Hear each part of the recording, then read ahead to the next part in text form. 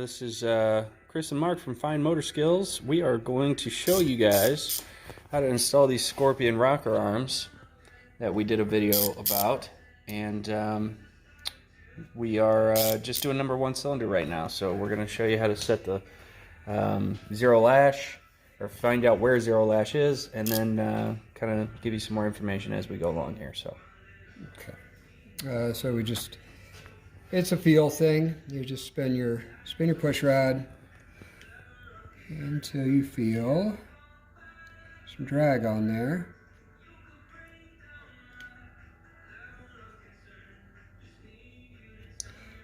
One of these days, there we go. Okay, so there's our zero lash, and then I'll normally back it off. Just double check. So basically what you're feeling for is that when you're spinning that push rod back and forth like this, you're waiting for that push rod to stop spinning when you're turning the ratchet over here. Okay. And that would be your zero lash. So what you want basically after that is a half turn of the bolt. So that's what we're going to check for now, is to make sure that we have a half turn after we have now identified what zero lash is. These are, by the way, hydraulic lifters. We don't have them pumped up. Really no reason to do that. Not yet. Not yet anyway. When we're ready to go in the car, we're going to put a socket down on our drive shaft, our oil pump drive shaft, and we are going to prime the engine to build the oil pressure up. It's hard to see, but yeah, there it is. You can see it down in there. And anyway, at that point, then we'll get the oil in the lifters. So we found our zero lash. We should be between a half and 1 turn on a hydraulic lifter. So I've got the torque wrench set to, they recommend between 15 and 18. So I've got torque wrench set to 17. So we should end up right about 3/4 of a turn once we get torqued. There we go. Slightly past, but well within 1 full turn. So within the half to 1 turn spectrum. So you'll see on these rocker arms, there's our guide plates. This is a pedestal mount with the rail that it rides on. As soon as you get it tight, there is no side-to-side movement on that rocker arm, which is why no guide plate is required for these. So this one here is not tight yet. You can see there's a lot of movement, but as soon as you get pressure on that pedestal, it immediately locks it in place. That's really solid. So now what we're doing is we're going to bring the engine around here manually. He's turning the crank. We're going to, right when we start to see that intake valve about there lift up, then we know we got to set our exhaust. This is our exhaust. This is our intake here. So now we're going to look for zero lash on the exhaust valve, and we're going to do the same procedure all over again. So we'll keep you going here, just in case you missed anything. You don't have to rewind or anything like that. Now, before you think, oh hey, non-adjustable rocker arms, this is super simple. What we didn't show you is all the hard work that's put into getting your push rod length figured out. So it's a balance between having the proper preload on the lifter and having the proper rocker arm geometry, so the roller tip is riding across the proper part of the valve tip. That work we did last week. We ordered the correct length push rod, and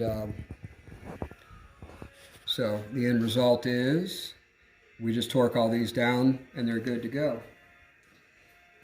But just like anything else, there is plenty of work. The easier that it is at the end, the more work there is leading up to the end. One thing to note, never take anything for granted. All the push rods were soaked in lacquer thinner, compressed air to blow them out, and then I looked through every single one up into the light to make sure there was no obstructions in any of the oiling holes. And then I did the same with all the rocker arms, because there is a little passage that goes from the push rod cup to right here that will spray oil into the rocker arm. I made sure all those passages were clear as well. I used to work in an automotive machine shop many years ago when I was young and could afford to not make any money and work in an automotive machine shop. And I saw many engines burned up because guys would just pull the push rods right out of the package. They'd have cosmoline, some type of anti-rust component put on them, and it would be inside the push rod. It would be blocked up. They wouldn't clean them. They'd put them right in. No oil would get up to the rocker arm. They would have stuff burned up within minutes, and then that makes for a bad day. So spend a little extra time, make sure everything is clean. If you have an engine like this that oils through the push rod, make sure the push rod tubes are cleaned out, completely clear. You can see all the way through them. And then same with the little oil hole through the rocker arm. So, while he's torquing this rocker arm down, one thing that we kind of figured out is okay. Now let's see what's going on in that one. We went a little bit far. So that one actually we're not It's not behind the wheel. we're not coming down as far as we should be. Okay, so for all you computer guys, the loose nut behind the wheel is a similar problem to the ID10T code. So problem is she's kind of a high maintenance girl. She wants to be put up on a pedestal. So there we go. oh, we forgot the pedestal. Minor oversight. The reason that happened, and I'll be totally honest, nobody's perfect. To put these rails on, I stick one bolt in there to hold the rail in place while I'm putting that one on. And I just got a little bit ahead of myself and threw the rocker arm on there as well. So Yeah, well. anyway. So it's good that you guys saw that actually, because it's very easy to make the same mistake and then figure out, it's going to take you a minute to try to figure out what's going on, because you may not be able to see that pedestal underneath that big rocker arm. So always use pedestals. Lesson here. Yeah, hence the name pedestal mount. Anyway, rocker arm, not free floating rocker arm. What I was going to tell you guys is, we were talking about the fact that you need to soak all of these parts. Well, not all of them don't soak the rocker arms, but the push rods in lacquer thinner or paint thinner. One of the best things that we kind of figured out through this process is a stainless steel dog bowl. Actually, one of the best investments we ever made. Yeah. So this thing works great. We got this at Rural King. $6 or $7. Yeah, it's cheap. This is the largest one they sell. But you put your lacquer thinner in, you dunk your parts in there, you let them sit, you roll them around maybe a little bit. Yeah, for cleaning the small components, that thing's been absolutely perfect. So anyway, just a tip for you, if you don't have another container or something like it, thing cleans up really nice. Look at that. And tight. There it is. Boom. So there was half. So this was just past half. So yeah, since we have a slightly different length stem on the intake and exhaust, it took just slightly more for the intakes. We were a little past 3/4, and we were just shy of 3/4.